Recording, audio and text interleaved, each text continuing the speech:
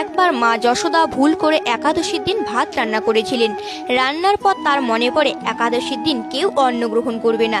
এই জন্য মা যশোদা বাড়ি থেকে বের হলেন এই অন্ন নিয়ে। মানুষ তো দূরের কথা, কোনো পশু পাখিও সেই অন্ন গ্রহণ করলেন না। তাই দুঃখিত মনে মা যশোদা একটি জলাশয়ের কাছে গিয়ে বসলেন আর ভাবতে লাগলেন একাদশীতে ভাত রান্না করে তিনি বড় ভুল করে ফেলেছেন। এমন সময় জলাশয়ের মধ্যে একটি মকর মাছকে দেখতে পেলেন এবং মকর মাছকে জিজ্ঞাসা করলেন, হে মকর মাছ, আমি আজকে ভুল করে অন্ন রান্না করেছি। আজকের দিনে অন্ন ভক্ষণ মানে সহস্র পাপ ভক্ষণ করা, কিন্তু আমি নিরুপায়।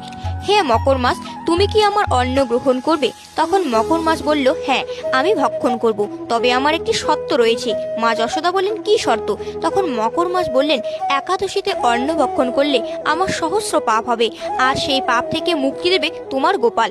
আমাকে গোপালের বাসিতে স্থান দিতে বলো। এরপর শ্রীকৃষ্ণ মাতা যশোদার কাছে সব কথা শুনে তিনি বললেন, এখন থেকে সর্বদা আমার বাসিতে মকর মাছ স্থান পাবে।